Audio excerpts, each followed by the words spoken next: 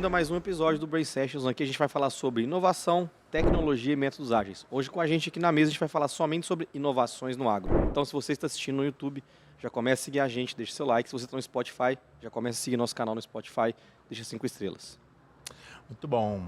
A gente já é apaixonado pelo agro aqui no Brain há 7 anos, né? O tema do agro está sempre presente. Os últimos produtos ligados muito à segurança do agro, então câmeras de invasão de perímetro, medição de calor, agora uma solução de eficiência energética, eficiência hídrica. Isso também para a indústria e também aplica-se ao agro. Então já é uma paixão nossa trabalhar com isso.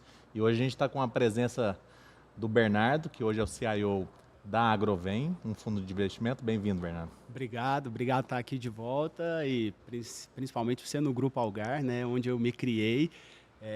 Estou super grato, né? Então, quando recebi o convite, fiquei muito lisonjeado, porque a gente pode falar um pouquinho do agro, da inovação e principalmente por ser do Grupo Algar. Retornar, né? Em casa um pouquinho. Em casa de novo. Muito bom. Estamos também com o Marlos, atual presidente, né, o CEO da Algar Farming. Está aqui com a gente já há bastante tempo, 10 anos. 10 anos, Marlon? 10 anos. 10 anos, bem-vindo. Eu que agradeço aí o convite, né? A gente brinca aí que sempre tem que estar levando, né, o que o agro traz de benefício para a sociedade como um todo. É sempre bom debater sobre o agro, aprender. Né? Eu acho que esse tipo de oportunidade é ímpar para a gente poder trazer os temas relevantes, enfim, e aprender também. Muito bom. A primeira pergunta é para vocês falarem brevemente dos negócios de vocês, e eu quero começar com o Marlos, né? O Marlos, nesses 10 anos, tem feito uma história transformadora nas terras da família, né? Nos negócios do agro da família, e poder contar um pouquinho dessa estratégia, né? Que eu conheço bem, que você tem realizado nesses 10 anos, na diversificação dos negócios, né? Liderando uma frente de floresta, uma frente de agropecuária e uma frente de agricultura. Fala um pouquinho aí como foi esses 10 anos e para o pessoal conhecer um pouquinho da Algar Farm. Ok. Então, eu acho que os 10 anos eles são um marco importante, né? Está completando 10 anos. Foi um trabalho bem bacana, a gente pegou a base desse trabalho, foi muito transformar um ativo, né? Com pilares muito bem definidos, pilares estratégicos bem definidos, que se baseiam exatamente no que você disse, né? Na diversificação e na intensificação do uso do hectare, né? Então, às vezes a gente fala essa palavra de intensificar o uso do hectare, a gente entende que a gente está sendo sustentável quando a gente faz isso. Ou seja, a gente está usando esse hectare da melhor forma possível e mitigando até novas aberturas, né, de áreas, né? Então, a irrigação ela vem como um aliado dentro dessa estratégia de diversificar e de intensificar, porque quando a gente irriga, a gente consegue colocar mais culturas de valor agregado diferente, né? Que não sejam commodities, né? E isso faz com que a gente rentabilize melhor o ativo. Então, a gente se baseou muito nessa estratégia na agricultura e ela se estendeu para os demais negócios da Algar Farm. Hoje a gente tem a pecuária com um conceito de economia circular, ou seja, a gente consegue ter a pecuária como um cliente, o nosso Boitel, que passa a ser um confinamento próprio também, né? A gente passa a ser cliente desse nosso Boitel. Então ele consegue absorver pelo menos uma safra ali da agricultura, né? E isso para nós é muito importante. E aí ele retorna na forma de composto para a agricultura, né, como fertilizante. Então a gente consegue circular isso e através disso a gente faz um hedge também do produto agrícola, né? Já fica contratado com a pecuária essa venda do produto agrícola com bases definidas e aí é correr atrás dos volumes. E além disso nós temos a floresta, né? A floresta ela é um projeto muito interessante, a gente conseguiu de fato trazer essa gestão do agronegócio para a floresta com indicadores, né? Eu acho que ninguém melhor do que um operador agrícola para gerir floresta, eu sempre falo isso, defendo isso, porque ele tem várias florestas dentro da sua propriedade, né? Que são as reservas, que são as APPs. Então, a floresta nossa, no caso, que fica no Pará, ela veio como uma surpresa boa nos últimos anos. A gente teve um trabalho intenso, né, de certificação, várias certificações da floresta. Conseguimos realizar negócio de carbono desde 2021, a gente vem fazendo negócio de carbono, e também do manejo sustentável, né, que é um conceito que às vezes poucas pessoas conhecem, mas é um conceito que preserva, que vai em linha à preservação da floresta, né, e trazendo a madeira que todos nós precisamos aí no nosso dia a dia, só que sob um conceito sustentável, que é bem interessante conhecer. Então, todos esses 10 anos foi trabalhando essas vertentes.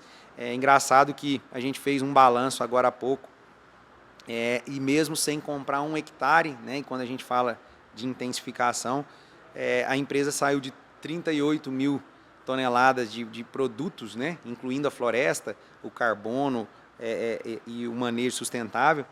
A gente saiu de 38 mil toneladas lá em 2014 de produtos, né, produzidos entre agricultura, pecuária e floresta, para 1,5 milhão, né? Então são 40 vezes de produção a mais no mesmo ativo, sem agregar 1 hectare.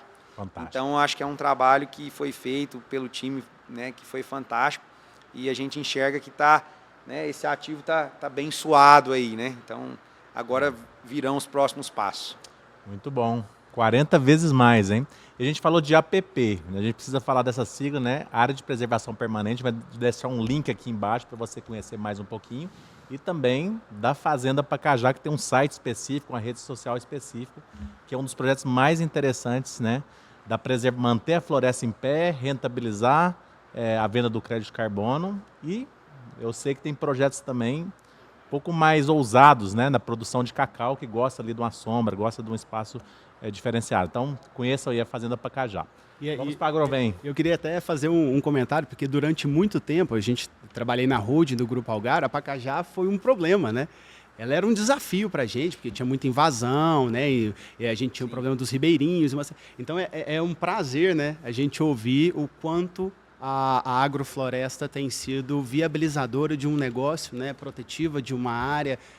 Acho que é um curto espaço de tempo, né? 10 anos é muito pouco tempo para você conseguir. E assim, hoje, né, a gente vê a sociedade, sem dúvida, ali, a comunidade do entorno, como um aliado, né, ao nosso projeto. O Leandro comentou sobre o cacau.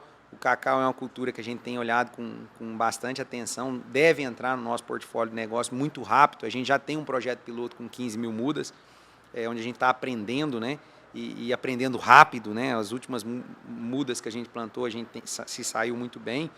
E a comunidade do entorno, sem dúvida nenhuma, quando a gente olha esse tipo de negócio, como o do cacau, é um exemplo, mas nós temos uma movelaria também, que é outro exemplo, vem a agregar, né, com a mão de obra ali regional, então trazendo renda para a região, né, trazendo até capacitação para as pessoas. Sem dúvida nenhuma, esse projeto da floresta ele também tem esse viés.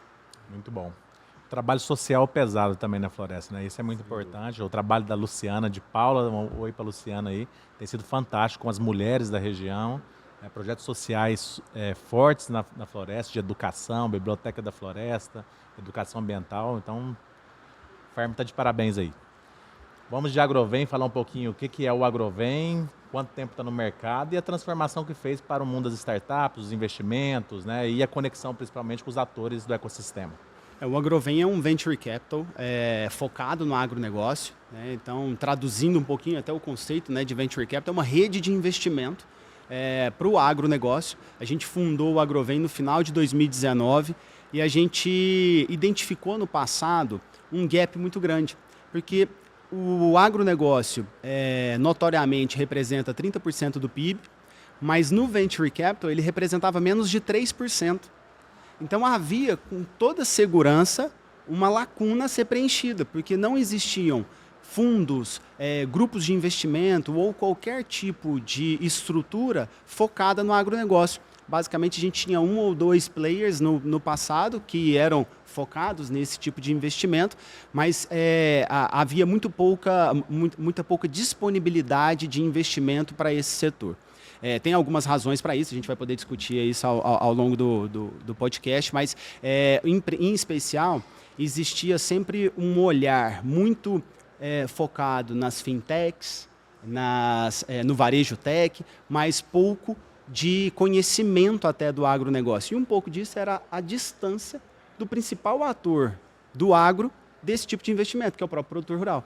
Então, o que o Agrovem quis trazer, diferente dos demais fundos de investimento, a gente se autodenomina o Venture Capital Botina Suja. Então, o que a gente quer é trazer o produtor rural para ser o grande ator dentro dessa estrutura, porque ninguém melhor do que o Marlos, uma grande corporação que hoje a gente tem desde o produtor rural, às cooperativas, a companhias agrícolas. Então, a gente tem desde SLC, Bayer, a gente tem Cochupé, Minas Sul, e produtores de 100 mil hectares, 300 mil hectares no Matopiba. Então, pessoas relevantes que conhecem de como, se aquela solução para a soja, ela vai resolver ou não o problema real dele. E acho que isso tem sido a nossa maior entrega para o ecossistema de startups do agronegócio, que é como que eu consigo trazer para eles o smart money real.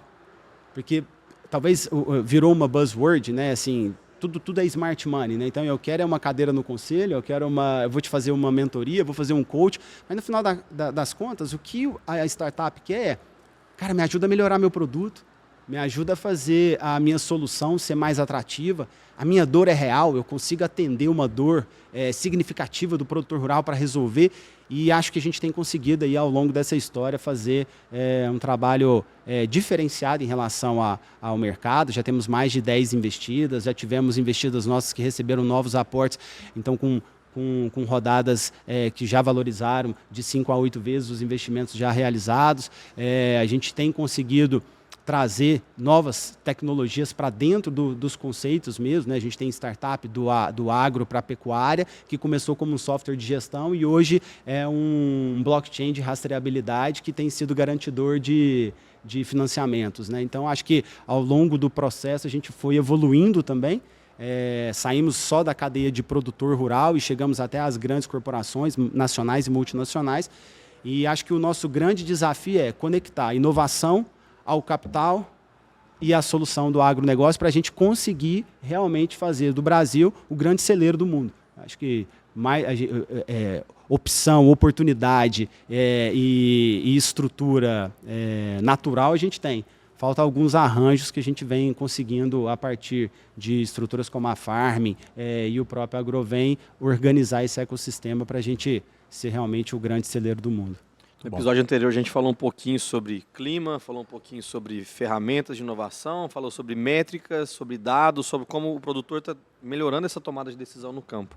E na opinião de vocês aqui, qual que é a maior inovação que a gente teve nos últimos 2, 3 anos no agro, que possibilitou que a gente pudesse aumentar a rentabilidade do produtor, produzir 40 vezes mais em 10 anos, que é um número fantástico, ou então também começou também a popularizar e começar a olhar para o capital do mercado em possíveis startups no nicho de agro. Onde está essa maior inovação para que a gente possa ver e vislumbrar daqui 3, 4 anos onde a gente pode chegar com aceleração de tudo, né? De maquinário, de tecnologia, de equipamento, de inteligência artificial, machine learning e etc. Sensores. Fica Canadá. Falou de modelo, conectividade, né? Também, né, Nasa? Então tem ainda um pouco de dificuldade na conectividade. Onde que está o DNA da inovação para os próximos anos, na visão de vocês aí dentro do agro? Bom. Quer começar? Quer que eu Pode falar. Posso falar também, assim, acho que talvez na última década a gente tenha um grande trabalho que foi feito, e nos últimos 2 anos eu tenho percebido uma mudança, e talvez por isso o agronegócio passou a ser a bola da vez também do Venture Capital. Quando eu olho especificamente, eu estou olhando muito a parte mais de investimento e produtividade, aí eu acho que o Márcio tem muito mais competência para falar do que está rodando dentro das fazendas. O agronegócio hoje tem no Brasil mais de 2.000 startups devidamente mapeadas pela Embrapa no Radar AgTech.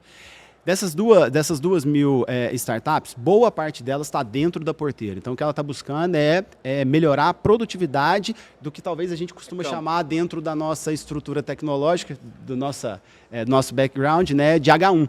Estou olhando ali como é que eu faço mais com menos, né? Como é que eu diminuo o custo, como é que eu aumento a produtividade. Então, você vai ver muita startup que talvez hoje nem deveria mais ser chamada como startup, né? Que trabalha manejo agrícola, irrigação, agricultura de precisão, planejamento de dados, organização de gestão. Então, você já tem estruturas robustas e que são bem utilizadas, e que a gente até tinha comentado um pouco antes, tem somente uma grande trava, que é a integração de tudo isso. Porque é um monte de ferramenta que você precisa ter um integrador para conseguir orquestrar todas elas. Então eu vejo que na última década esse foi o grande foco do agronegócio, muita eficiência e produtividade a partir de agricultura de precisão, como um termo genérico, para dentro do campo. Só que nos últimos 2 anos eu tenho percebido um avanço muito grande para o antes da porteira e para o fora da porteira. Então você vê muita estrutura focada em biotecnologia, então nano e biotecnologia vindo para ser realmente grandes propulsores de um novo momento para o agronegócio e na outra ponta, crédito.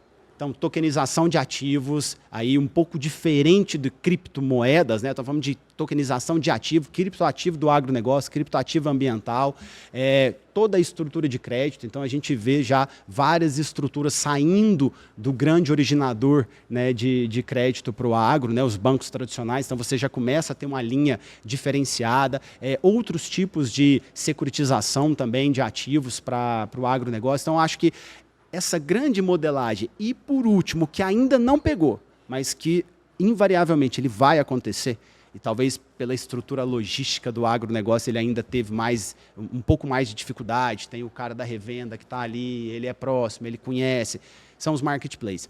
E essas estruturas, antes e fora da porteira, eles têm um universo de crescimento exponencial. Dentro da porteira, você chega num limite. Com certeza o Marcos vai poder falar muito melhor aqui para a gente, mas já começa a chegar na garganta, não tem mais o que fazer. Você começa a ver um detalhe ali, o outro traz uma tecnologia, mas, cara, você está dentro da produtividade, você não vai sair de uma produção de 80 sacas para uma produção de 200. É difícil você conseguir, então vai chegando num limite. Então, o H1 está começando a limitar. Agora, Apertado. por outro lado... O H2 e o H3 é um horizonte que muita gente talvez não está infinito. explorando. E aí você vê o surgimento de inúmeros fundos de investimento do agronegócio que estão vindo para cá, nacionais e internacionais. Muito bom. O Marcos podia falar um pouquinho da Canadá. Acho que a Canadá é um exemplo, né? A Fazenda Canadá, aqui próxima de Uberlândia, é um exemplo do uso dessas tecnologias, dessas startups para produtividade, né? Eu lembro do Dr. Luiz, no último Farm Show, comentou do milho, né? Falou, no meio da plateia lá, quanto a gente colhia de milho por hectare? Não vou lembrar o número, mas acho que o Marcos respondeu 9. 30 sacos. 30 sacos. E quanto que a gente está colhendo hoje por hectare, Marcos? Então, saiu de 30 para 150, 150. né? São Então, números... esse salto, né? É o com o uso de 200, inteligência, 150, de 200, tecnologia, né? E por aí Eu vai, acho né? que a Canadá acho que é um exemplo bom disso, de produtividade, rentabilização de ativo, de uso de tecnologia. Você poder comentar um pouquinho o que tem na Canadá hoje, o que você está testando e como você está resolvendo essa dor que o Bernardo comentou. E no episódio anterior também a gente falou disso, que é a integração dos dados. Eu sei que a CIA, né, Central de Inteligência Algar Farm, tem tentado fazer esse arranjo, principalmente do refinamento desse novo petróleo que é o dado. Sim. Comenta um pouquinho, Marcos. Então, eu acho que a Canadá, na verdade, é onde fica sediado todas as ferramentas, né? Assim, ela seria um exemplo físico de onde a gente gerencia todos esses dados, né? Então, acho que a Canadá é esse exemplo. Mas tudo que acontece na Canadá, na verdade, acontece nas outras fazendas. Lá fica a sede da nossa central de inteligência Algar Farm, a CIA. Mas o que a gente tem feito lá na companhia, né, Leandro? Eu acho que a gente tem 2 avenidas de inovação que em diferentes estágios, né? Então, a gente precisa de enxergar a inovação como tudo que o Bernardo citou, exemplos, ou seja, é uma avenida que traz as ferramentas, né? Essas ferramentas, elas têm um funil, né? E o próprio mercado vai fazer com que elas se rearranjem e, de fato, as que têm entrega maior, elas vão permanecer. E a parte do que está, para mim, também nessa mesma avenida, ou seja, da biotecnologia, dos avanços de manejo, de condução, de manejo de solo, de gestão ali como um todo, operacional, que a gente chama, isso para mim é uma avenida muito bem pavimentada da inovação. Quando a gente fala de, por exemplo, tecnologias, materiais novos que chegam no mercado, materiais que eu falo, os cultivares, as diferentes variedades de soja, no caso do milho, dos híbridos, e por aí vai. Isso tem andado nos últimos até 20 anos de maneira... tem andado muito rápido e de maneira muito consistente para todas as culturas, né? Então, eu acho que aí vai muito bem, essa avenida está bem pavimentada, e aí eu incluo também as soluções, né? com a ressalva da questão da integração, que eu vou comentar daqui a pouquinho.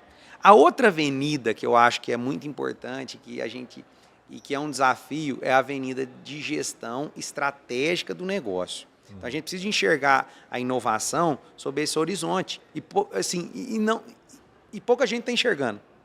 A gente está indo muito para a biotecnologia, e isso já é um ambiente pavimentado. A substituição, a entrada dos bioinsumos vai acontecer naturalmente, na proporção que tem que acontecer. Já é um ambiente do produtor, já é um ambiente das companhias, né, da indústria. Então, isso vai andar. Agora, quando a gente fala desse crescimento, no caso da Algar Farm, por exemplo, de 40 vezes do que produzia e passou a produzir, né, 40 vezes a mais na mesma área, aí sim é um mix que tem bastante da primeira avenida que eu comentei, que já estava pavimentada, mas tem muito da outra.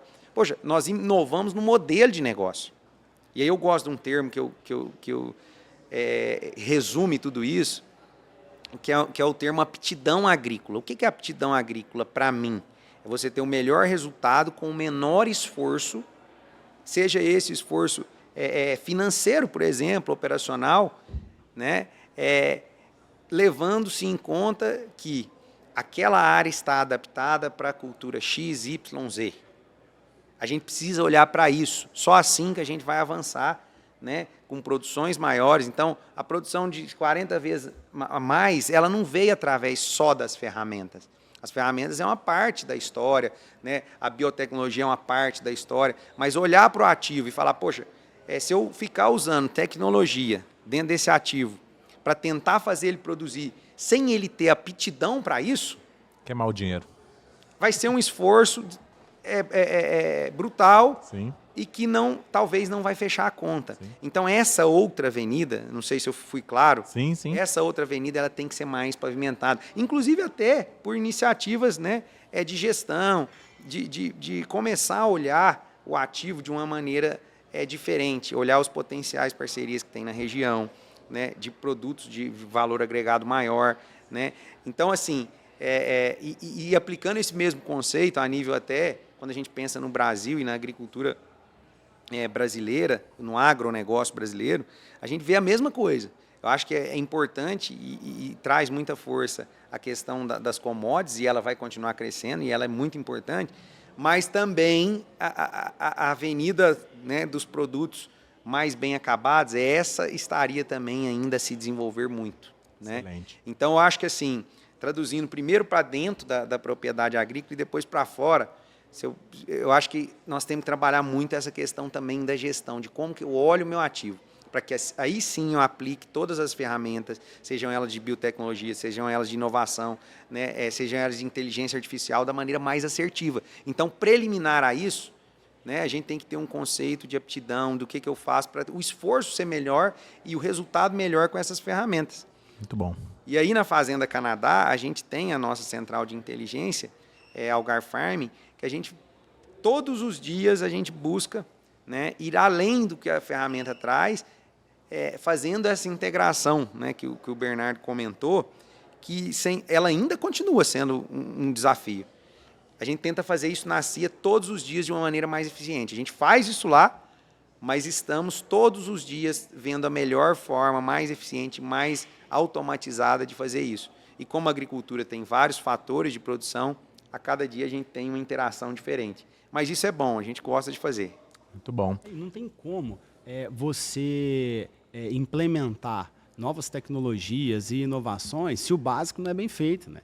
Isso eu acho que esse é o ponto que o Márcio está ponderando, né? Assim, cara, eu tenho que estruturar primeiro meu ativo, entender meu modelo de negócio, criar essa economia circular, ajustar ali as novas culturas que eu estou trazendo para dentro da produção, para aí sim eu vou trazendo tecnologia e vou fazendo ajustes pontuais ali. Agora, vir com a tecnologia simplesmente como uma solução, a gente já viu, né? A tecnologia não é a solução, ela vai ser só um meio para um resultado E tem um ponto melhor. importante quando a gente fala de gestão, de dados. Um dado sem tomada de decisão é só um dado, que está ali. Sem ir a campo e certificar que aquilo está funcionando realmente, fazer um double check ali também não funciona. Quando a gente fala de gestão, a gente fala também de smart money, né? Vamos investir, vamos acelerar. Mas não é só smart money também, né, Bernardo? Vem também todo um know-how executivo, queria que você comentasse para a gente aí. Além do smart money, não é só a grana que a gente está colocando para acelerar. Nós temos know-how, tem produto, tem desenvolvimento. O que mais vem para complementar esse portfólio para vocês darem bagagem de mercado para preparar essas startups para que elas consigam rampar no menor tempo possível aí? Essa é uma questão até interessante, porque a gente ainda é muito novo, né? 5 anos, pegamos uma pandemia no meio do caminho, que eu gosto sempre de contar essa história, porque a gente é inovador sempre quando a gente olha do outro, né? E a gente era 100% presencial. E a pandemia, a gente se viu numa lacuna de ou eu fechava, ou eu me digitalizava inteiro. E foi a saída para a gente hoje ter mais de 300 investidores espalhados pelo Brasil. Em qualquer lugar do Brasil, a gente tem alguém que é investidor dentro do Agrovem. Então, acho que a gente se posicionou, mas ainda assim somos muito novos. E muitas vezes chegam startups para a gente justamente pelo trabalho que foi feito nas outras investidas. Então, uma investida que recebeu o nosso investimento, recebeu toda essa curadoria, né, do Smart Money, e que falou para a outra, falou assim, cara, vocês têm que conhecer o pessoal do Agrovem. Porque o grande ponto não é benevolência.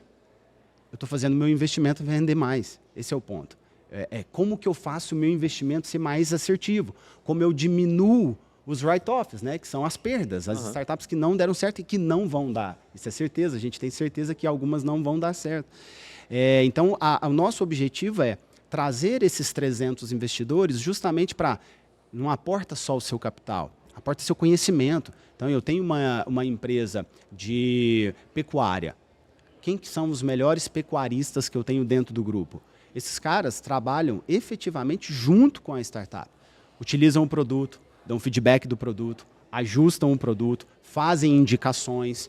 Então nós temos a barreira de um possível MVP. Sim, em toda a modelagem, até mesmo de conexão. A gente tem uma startup que ela trabalha com polinização de café e ela hoje está avançando para outras culturas, como soja, feijão, e ela precisava de um contato nesse café.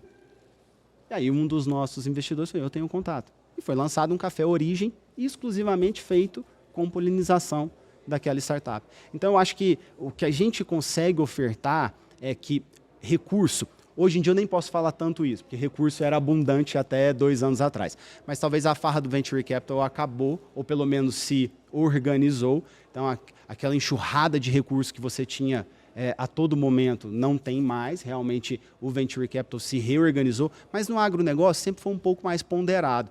Então, o que a gente ofertava para ele é capital, mais toda essa capacidade que a gente tem dentro desses 300 investidores para trazer para ele um benefício. Temos, por exemplo, a SLC Agrícola. São mais de 800 mil hectares de produção. Então, a capacidade de uma empresa como essa de transformar o business de qualquer outra empresa, principalmente numa startup do agronegócio, é incrível. Ou um produtor como o Marlos, que conhece o detalhe, que estava pouco antes do podcast começar, explicando, estou detalhando ali questões de talhões que a distância de 2 quilômetros estão produzindo 40% do que o outro talhão. Esse tipo de informação, de dado, só ele consegue dar para a startup, porque ela ainda está muito distante, ela é uma startup muito mais de tecnologia do que do agronegócio. Então, acho que é esse caminho do conhecimento, do apoio que a gente oferece, além do recurso financeiro, que obviamente é necessário para tracionar o business. Show. Muito bom. Eu queria fazer esse resumo do que vocês comentaram, né? Existe uma avenida toda de utilização de novas tecnologias, seja ela na semente, ou no sêmen, ou naquilo que a gente quiser fazer ali dentro da agricultura ou pecuária, biotecnologia. Existe a própria Agtech com tecnologias digitais para melhorar isso com sensores, né? Sensor de solo, de clima, maquinário, irrigação e outros IoTs todos na fazenda, mas existe também, principalmente, essa inovação no modelo de negócio e na estratégia. E em fazer as perguntas corretas. Talvez nesse momento em que estamos encurralados, com os preços em queda, né? A gente está falando de uma Selic que está caindo, mas está caindo pouco, né? Em relação a isso. O dinheiro sumiu. É muito mais inovação no modelo de negócio, no modo de se fazer gestão e na estratégia da combinação dessas coisas todas dentro da fazenda do que simplesmente o uso da tecnologia. Muitas startups entraram no Vale da Morte na pandemia por isso. O dinheiro acabou para sustentar POCs. Agora você tem que mostrar realmente se você entrega essa produtividade. E se cada um que bate na porteira do pequeno produtor, do médio ou da companhia agrícola cumprir com o percentual que ele está prometendo, a gente vai chegar a 200%, 300%, isso é irreal. Então, de fato, é uma combinação. Né? Só para exemplificar, né, esse ponto, o último ciclo, né, se a gente for pensar no ciclo 2023, aconteceu exatamente isso, né? A gente teve uma queda drástica no segundo semestre, principalmente, tanto de cereais, enfim, das principais commodities, porém teve mercados que se comportaram diferente, né? Como o sucroalcooleiro, né? Nós tivemos picos de preço de açúcar, né? Foi um ano bom, de produtividades boas na maioria das regiões produtoras de cana. Então, quer dizer, eu tive uma curva diferente para a cana. Né? Eu tive uma curva diferente para algumas olerícolas, né? Como batata, por exemplo. E aí, quando você trata produtos com fundamentação de mercado diferente, com demandas climáticas diferentes, ele vai trazer uma parte dessa conta, né, de eficiência. Então, ou seja, eu estou trabalhando a perenidade ali do negócio com essa diversificação. A outra parte da história, ela vem com a performance, com a eficiência operacional, e aí sim vem nessa avenida da biotecnologia, da inovação, da inteligência artificial. Então, é um somatório, é uma combinação. Né? Quer dizer, a estratégia ela traz boa parte dessa conta. E às vezes a gente está falando de inovação e está esquecendo de falar, né, da inovação dentro dos negócios. Poxa, essa região aconteceu conosco. Não, nunca se plantou batata na região aqui, nessa região, porque é baixo. Não, então vamos quebrar esse paradigma, vamos, né, pegar um parceiro, vamos ceder uma área para o parceiro, né, não vamos nem cobrar essa área dele no primeiro ano e vamos fazer um projeto piloto. E aí se quebrou um paradigma. Demorou 2 anos, se quebrou, então virou uma região produtora. Excelente. Então, assim, é esse tipo de situação e estamos sempre pilotando, né? Agora a gente já está com outro. Assim, todo ano a gente tem um diferente, né? Estamos em vias de fazer um novo agora. Então, essa parte da inovação no modelo de gestão, a gente nunca pode esquecer dela. Né? De ser ousado, de buscar isso como uma forma de hedge, quando a gente pensa que trabalhamos com mercado e clima. Né? Olha o que aconteceu com o clima esse ano. Então, quando a gente trabalha com mercado e clima, 2 variáveis que a gente não tem controle, quer dizer, a gente entende que a melhor forma, o nosso melhor hedge é justamente esse hedge de buscar negócios com fundamentos de mercado diferente e demandas climáticas, climatológicas diferentes. E o mais engraçado que o Márcio estava trazendo de dado, né? Se ele pegar os históricos dos últimos anos todos, choveu o mesmo tanto. Só que cada ano numa proporção diferente nas datas, né? Então, assim, o resultado depende das variáveis que você vai controlando ao longo do processo, né? Então, acho que isso Agora, o importante lembrar, para complementar, Bernardo, é que, assim, lógico que, quando a gente está falando disso, é uma estrada dura, porque a complexidade de gestão, ela aumenta muito, e nós estamos só no meio desse caminho. Nós estamos aprendendo todo dia. Por quê? Porque desde o back-office, né, com regimes tributários diferentes, contabilização diferente, até a operação, você imagina os profissionais, e a gente tem aprendido todo dia como a gente divide, né, de maneira mais eficiente essa gestão operacional, trabalhando com 3, 4, 5, 6 culturas diferentes. E aí, quando vamos para o back-office, aí amplia, porque aí são negócios diferentes. Sim. Além dessa complexidade da agricultura, que dentro da agricultura eu tenho ali 6, 7, 8 culturas, talvez, por safra, quando vai, né, para o back-office, aí sim, aí eu agrego a floresta com mais 3, né, a pecuária com mais 2. Então, assim, de fato, eu não estou aqui querendo jogar só, né, confete, não, porque tem É duro. É duro. Trabalhador. É duro. Mas isso é muito bom, assim. O que a gente fez para a Algar Telecom, aqui no Burn, nesses 6 anos, foi diversificar portfólio. Nós começamos 100 projetos aqui, a gente está com várias mesas ali que a gente chama de squads, né? Nós começamos 100 projetos e entregamos 27 produtos em escala. Então é teste. É muito piloto para saber o que dá certo, o que não dá. Às vezes, tecnicamente, funciona, mas o preço não está adequado para vender. Às vezes, tecnicamente, o preço parece ser interessante, mas a escala não acontece como você estava prevendo. Mas como a gente não sabe quais são os 25% que vai dar certo, a gente tem que fazer 100. Então, eu acho que essa mentalidade do teste, da diversificação de cultura, diversificação de portfólio, né, de ampliar, né, eu vi que a ampliação do modelo só de agropecuária para outras proteínas, Sim. precisa estar antenado com a piscicultura, precisa estar antenado com as novas formas de proteína. Né? O brasileiro, por ser um país em desenvolvimento, ainda consome muito pouca proteína e às vezes proteína ruim. Então tem um mercado enorme sobre isso. E nesses 6 anos a gente fez 750 milhões de receitas novas para a Telecom com 27 produtos que não existiam há 6 anos atrás. Esse ano vai bater 1 bi da receita desses 27 produtos.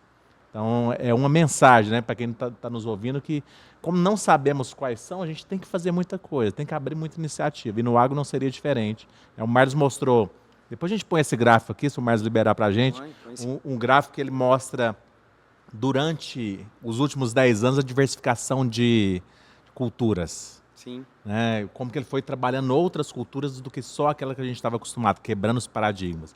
E também tem um outro gráfico que a gente pode mostrar sobre clima, o quanto que o clima influenciou nessa produtividade 40 vezes mais, sempre analisando os últimos 10 anos. Acho que isso é um conhecimento empírico, né, de quem está tocando o negócio, mas também com muito dado por trás. Nós vamos escrever um post só sobre isso, então para você que é agrônomo, ou produtor que tem interesse para saber essa combinação de culturas para melhor rentabilidade ou o impacto do clima em uma operação a céu aberto, sigam @BrainSession. E isso faz com que a gente tenha mais confiança, que é preciso pilotar as coisas, testar as coisas, não ter medo de errar. Só vai saber se... Vai errar, né, Leandro? Isso. Vai errar. Assim, a gente erra, né, constantemente, mas temos mais acertado. Isso, e aprender, aprender com erro também. Exatamente, mas erramos muito, né? Erramos já em culturas, tivemos que reposicionar, não deu certo.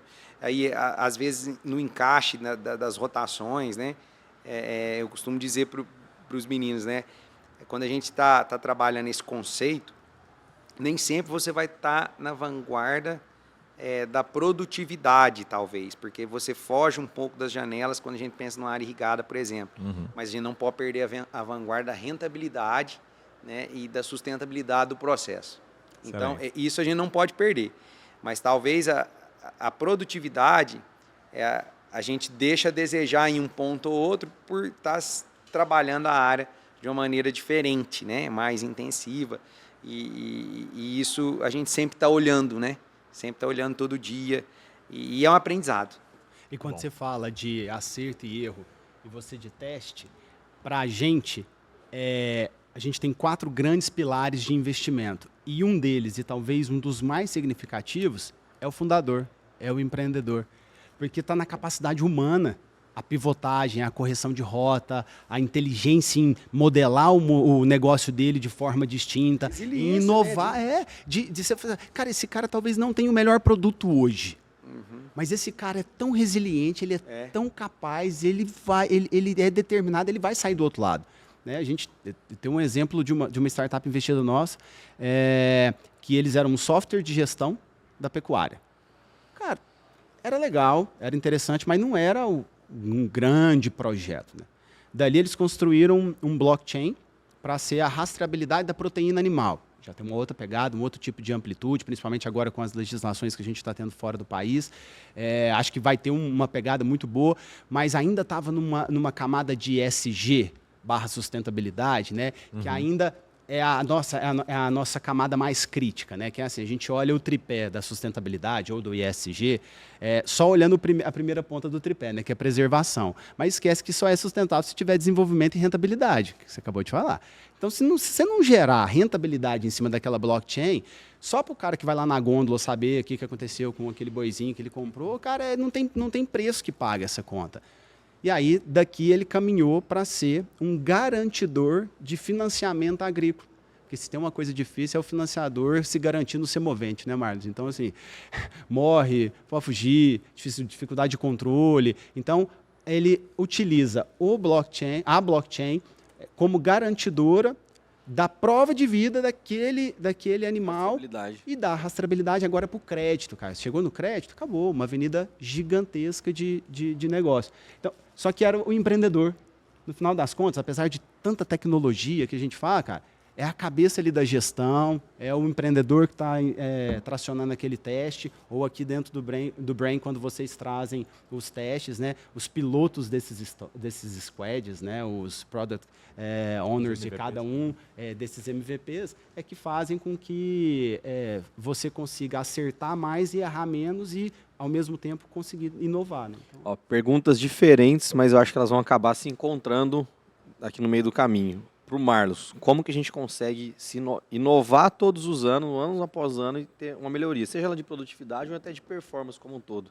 Porque a gente já falou que talvez não é só produtividade, nós vamos chegar no limite ali do ativo, mas a gente consegue melhorar a performance olhando a estrutura. E para o Bernardo, o que vocês avaliam hoje para investir numa startup? Eu acho que são perguntas diferentes, né? Mas que há algum tempo vocês vão conseguir se encontrar nisso aqui, porque tem alguma coisa que o Marlos olha que você deve olhar também antes de aportar e para a gente também, para ter esse sucesso nesses últimos anos, nesses últimos 10 anos da nossa gestão lá da Farm. Ok. Eu acho que a inovação, por trás da inovação está a cultura das pessoas. Você tem que ter uma cultura de inovação. Né? Esse é o grande ponto. Em todas essas vertentes que a gente falou aqui de inovação, sejam elas de gestão, sejam elas em qualquer segmento, a gente tem que criar na companhia uma cultura de inovação, de pessoas que compram essa ideia, que trazem essa ideia, que respiram isso. Enquanto isso não acontecer, a gente não vai conseguir, nenhuma companhia vai conseguir ser inovadora se não tiver uma mentalidade inovadora. Excelente. Não tem jeito. Retirar aquela frase, eu já fiz uma vez, não deu certo. Tira essa frase de lado e fala, vamos tentar mais uma vez para ver o que vai acontecer de um jeito diferente, porque talvez isso vai dar certo. Isso. E talvez não, eu vou usar e falar que eu tenho certeza que esse é o principal desafio, porque isso é difícil. Você criar essa mentalidade, fazer com que as pessoas culturalmente acreditem, né, de maneira até automática ali, que faça parte, é um processo que a gente não pode desistir dele. Né? Ele é árduo e dura muito tempo. Dura muito tempo. Excelente. E aí você começa a ver os frutos disso. Né? Eu digo que na Farm a gente já tem colhido frutos, mas é um caminho também duro e eu não tenho dúvida te respondendo que para que a gente continue sendo, né, inovador, a gente tem que ter uma cultura inovadora. O lance da cultura é forte, né, Nasa? Porque a gente faz alguns trabalhos com Brain Solutions aqui que a gente vai ao mercado e sempre a primeira etapa do trabalho que a gente fala é cultura. Vamos letrar você, ensinar você. Por quê? Porque talvez no começo sempre tem uma barreira de que alguma coisa diferente acaba mudando, modificando todo mundo aqui. E a cultura... Mas depois de um tempo, quem entra, já entra com aquela cultura implantada. Então, no começo é difícil, mas eu acho que depois até facilita para quem está chegando, já vivenciar aquela experiência, aquela cultura e entrar no ritmo de organização. Eu até passei por uma situação ontem, que a gente teve uma reunião com o nosso comitê executivo, que traz um pouco disso. Eu acho que a inovação, ela está por toda parte. E quando você surpreende, às vezes, uma pessoa, tirando ela da rota normal ali, do piloto automático. Do piloto automático. Tá ali, ó, no piloto isso. automático. Você tirou ali, cara, a gente consegue ver a expressão do outro lado. Ontem aconteceu isso. A gente tem uma área que recorrentemente, a gente faz isso todo tempo, recorrentemente, e cobramos dos nossos gestores, ela não produz bem, né, por ser uma área um pouco mais arenosa, enfim. E como a gente tem nessa questão de multiculturas e tudo, o gestor trouxe uma proposta. E essa área, ela é rodeada, né, tem um pivô, né, seria a área do entorno do pivô, mais algumas adjacentes. E aí ele trouxe uma proposta de mudança de cultura e tal, já que a gente está na cana, é uma área aqui de Minas especificamente.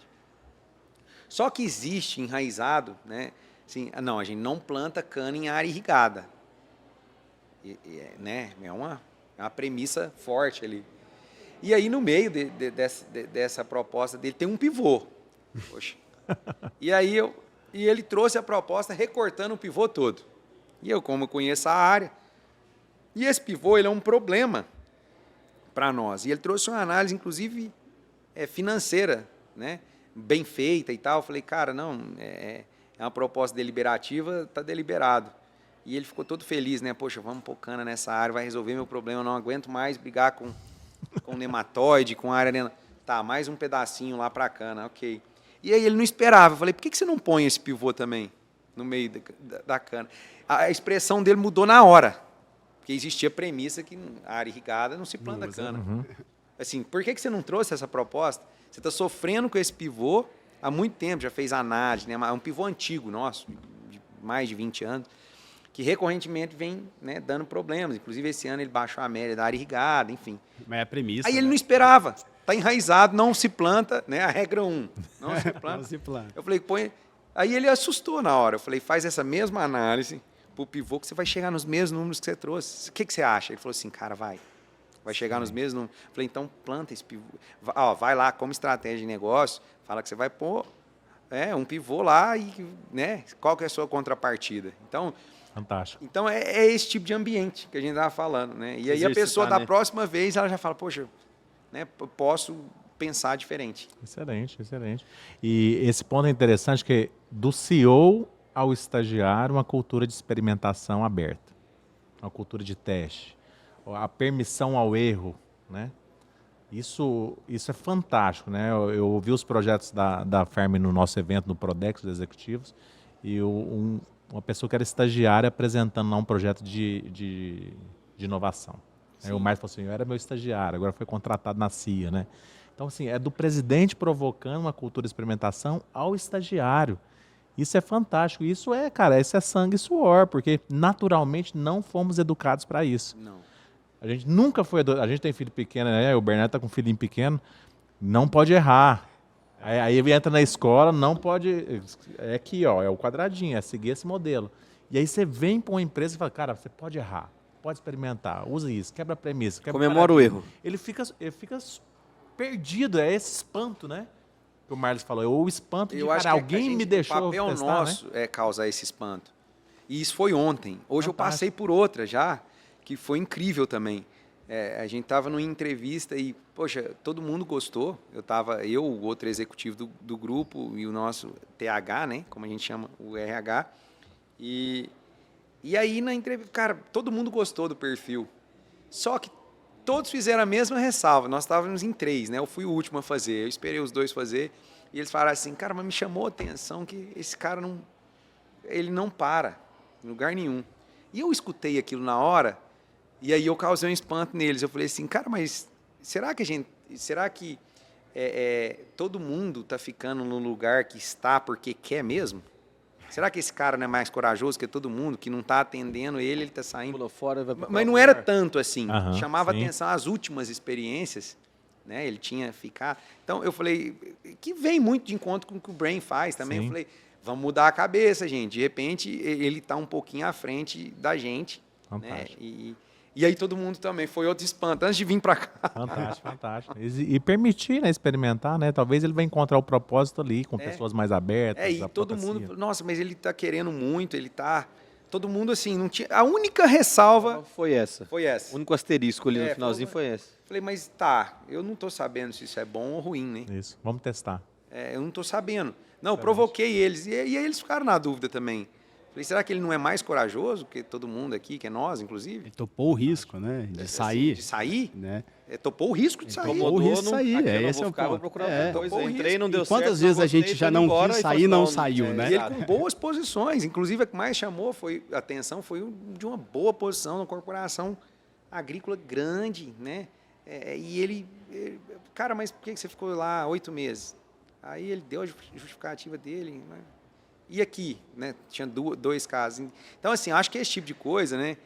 E aí a gente vai tentando criar, né, essa cultura, porque é o que às vezes a pessoa não espera, né? E pensar diferente, né? Fantástico. Buscar alternativas dentro de um contexto. E esse é o estímulo, né? Acho que o papel nosso é estimular muito. Falar, pô, não, isso aqui não vai dar certo. Pera, volta.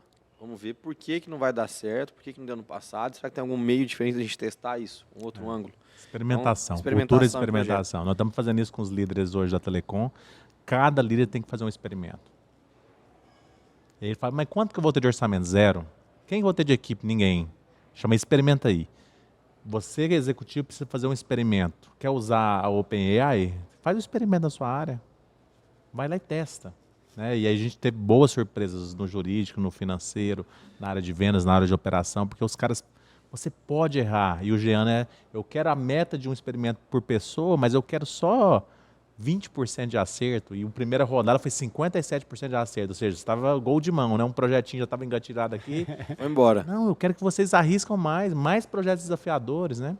Eu acho que essa cultura a gente não foi preparado durante a vida, escola básica, fundamental, média, faculdade. E agora as empresas exigem, porque só isso vai causar disrupção de um modelo de negócio diferente, de um projeto diferente, de uma receita nova. E isso é um mantra, né? Você não vai fazer uma receita diferente fazendo as mesmas coisas. Os próximos 10 anos dificilmente vai ser com as mesmas estratégias. Não vai. Então, tem que se provocar em relação à experimentação. É uma boa cultura. Agora, Bernardo, fala um pouquinho aí. Bateu alguém lá na Agrovem. Qual que é você já deu a dica, né? A figura do empreendedor já é um ponto alto, né? O estilo do empreendedor. Com certeza. Mas o que mais? Né? O que mais vocês olham hoje no modelo de Venture Capital? A gente tem uma metodologia própria, né? Que passa por uma série de fatores, mas eu acho que tem alguns que são chave.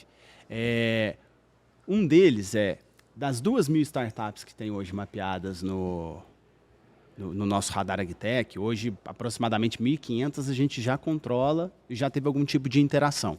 Então a nossa área de originação já teve algum touch point com essa startup. Ou fez uma agenda de originação, ou já chegou em screen, já foi em plenária, já conheceu essas 1.500 startups. Sabe qual é o maior problema que a gente enfrenta ao conversar com eles? Eles não resolvem um problema real. Não é uma dor real. Estão apaixonados na solução. Então, a maior parte dos problemas das startups não endereçam um problema que o Márcio precisa, ou que um produtor precisa, ou que um pecuarista precisa. Esse é o primeiro ponto que a gente faz dentro da estratégia de avaliação nossa. Então, essa dor é real, ela é pragmática. Ela atende, dói, né? O segundo ponto, para avançar dentro do nosso processo, a gente tem algumas premissas de business mesmo, né? De business, que a gente olha muito, a gente deu um passo para frente na cadeia e só olha empresas que têm produto, cliente, receita recorrente. Então, não olha o MVP, não olha o protótipo, mas é uma premissa nossa de investimento que até para chegar nos nossos investidores, né, que estavam um pouco distante do mercado de venture capital, mas agora conhecem, falam de cash burn, runaway, né? Então, assim, é até interessante o cara que conhece muito de soja agora começa a conhecer muito de venture capital, mas a gente optou por esse desafio. Mas se ele tiver uma dor real, o segundo ponto é escala da solução que ele tem. A solução dele é realmente tecnológica, ela escala. A gente costuma ter uma premissa lá dentro do Agrovem que nem toda empresa boa é empresa boa para investir. São coisas distintas. Tem empresas que são excelentes, mas não têm escala necessária para o investimento. E eu não estou procurando uma empresa boa, estou procurando uma empresa boa para investir. Então, o segundo ponto ela tem a escala necessária, a tecnologia é robusta o suficiente para a gente conseguir chegar nos próximos steps. Então, acho que esse é um ponto. Não precisa estar pronta 100% do roadmap tecnológico daquela startup. A gente sabe que ele vai percorrer e precisa, inclusive, de capital, um pedaço meu, um pedaço do próximo round. Então, cada um vai aportando ali e vai construindo a solidez tecnológica. Mas aquela etapa que ele precisa para chegar no próximo step de investimento, está sólido o suficiente? Então, esse é um ponto. Obviamente, os empreendedores são fundamentais para a gente. Acho que é um outro valor-chave. Capacidade do mercado. Então, o tamanho desse mercado. Esse mercado é suficientemente grande para a gente poder trabalhar. É a nossa preocupação maior com a agricultura de precisão. E, por último, cara, eu acho que aí já é uma coisa mais técnica, mas que eu acho que é um alerta, inclusive, para os empreendedores que estão começando, né? A estrutura do capital social dessas empresas. Chega para a gente, ainda no estágio embrionário, a gente está ali entre o early stage e o seed capital, né? Que é a primeira camada do venture capital. Para quem não conhece, não está experimentado, a gente ainda tem o seed tradicional, pré-série A, série B, série C.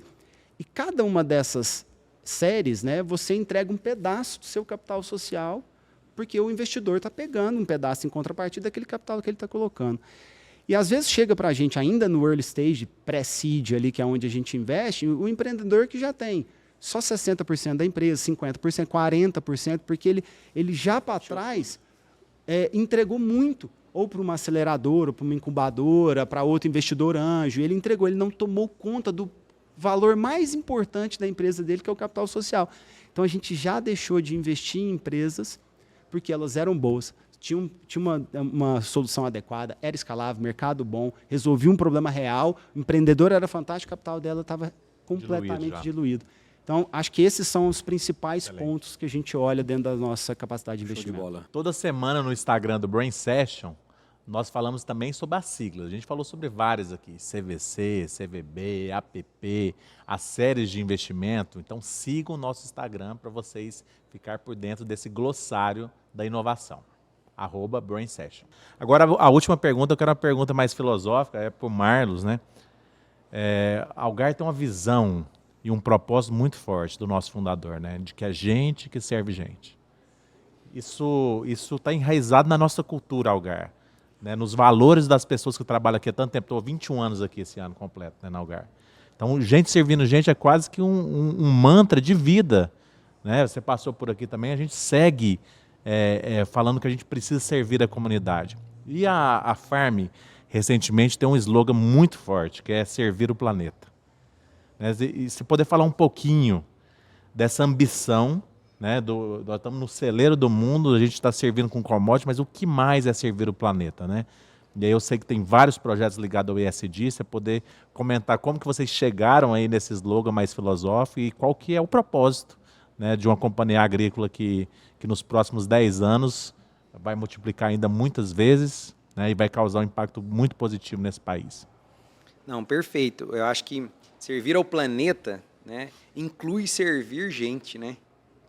Tá ali e servir gente, eu acho que é muito fácil fazer essa correlação com a Algar Farm, né?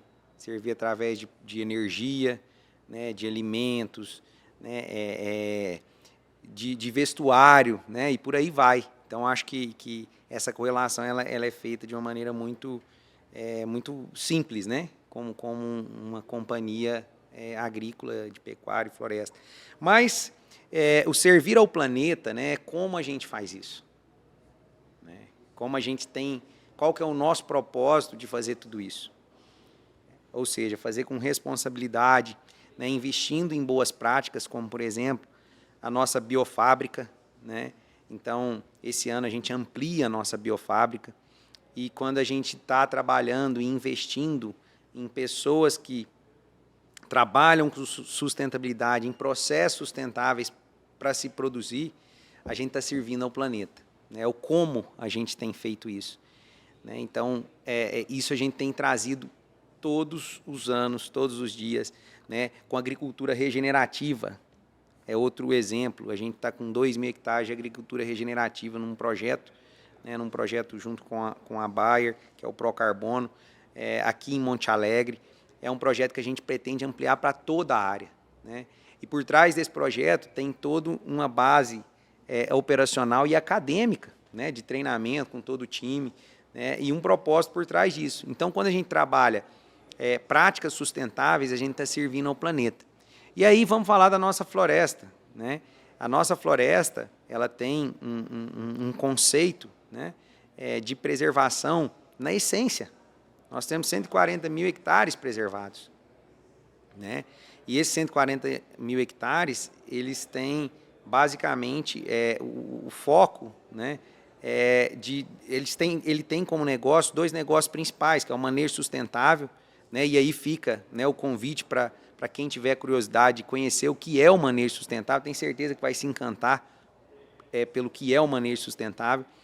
E o crédito de carbono, que nada mais é do que a gente ter um potencial dentro de uma floresta, né, de sequestro de carbono, né, que em 140.000 hectares, né, com boas práticas.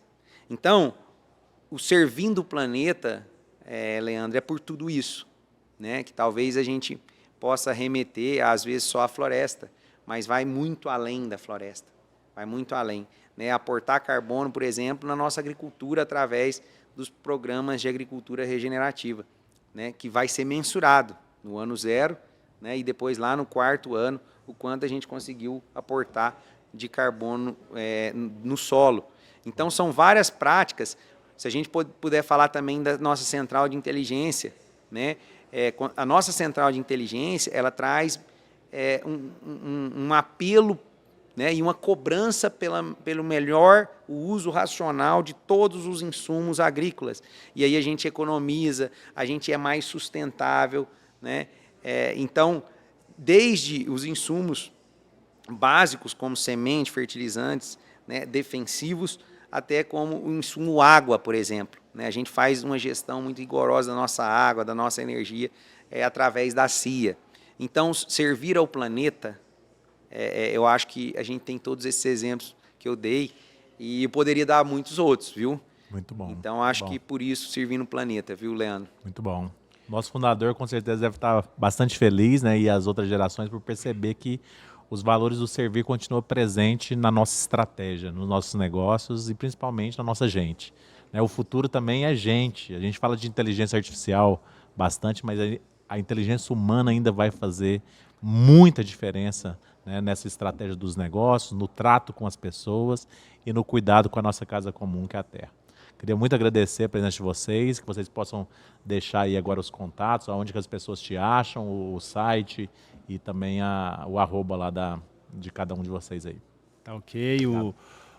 Pode me encontrar em qualquer rede social, Bernardo A. Costa. E o Agrovem no Instagram, Agrovem _, no LinkedIn também, Agrovem _ e nosso site é agrovem.com.br. Então, se tiver uma startup, inclusive do agronegócio, boa, resolve um problema real, já tem solução, já tem todo tem o pré-requisito, você já viu no vídeo aqui. Tem um formuláriozinho, cadastra, a gente vai ter o maior prazer em conversar. Eu acho que a nossa entrega é não só investir. Se toda startup que passar por nós sair melhor, a gente também ajuda a melhorar o planeta, né? Então, acho que o nosso compromisso é com o ecossistema, né? Como que a gente retorna para ele alguma coisa, né? Então, o nosso objetivo é melhorar as startups que hoje existem no agronegócio, fazendo o nosso processo. Muito bom. E agradeço, gente, de novo, muito obrigado por poder estar aqui, compartilhar um pouco da nossa experiência, né? E estar em casa de novo.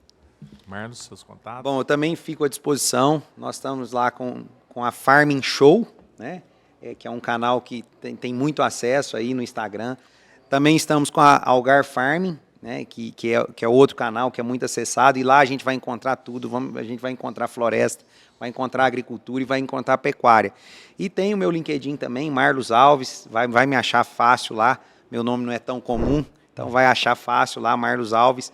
E gostaria de agradecer vocês pela oportunidade, estamos sempre à disposição aí, e sempre estaremos aqui para falar desse negócio que é tão apaixonante e a gente gosta tanto de falar. Bom, Obrigado. meu arroba Vini Grevi ou Vinícius Grevi no LinkedIn. Se você quer entender um pouquinho mais do que a gente faz, como que a gente ajuda essa galera também no todo o processo de inovação, tem uma média grande empresa aí aqui embaixo no YouTube, além de e-book, nosso glossário de siglas aqui do podcast, o site, contato de todo mundo, tem também um formulário aqui do Brain Solutions que um dos nossos consultores vai entrar em contato com você. NASA. Obrigado, gente. Mais um episódio fantástico aí sobre inovação no agro. Esperamos vocês aqui para contar novidade daqui a algum tempo. Obrigado. Antes de finalizar, seus contatos aí, NASA. @Leandro Nazaré, no LinkedIn Leandro Nazaré. Obrigado, gente. Tamo Até mais. junto, até o Obrigadão. próximo episódio. Se você está vendo no YouTube, deixa o like, se inscreve no canal. E se você está no Spotify, dá 5 estrelas e começa a seguir para ficar acompanhando os próximos episódios. Tamo junto, até o próximo Brain Sessions. Mais. Valeu.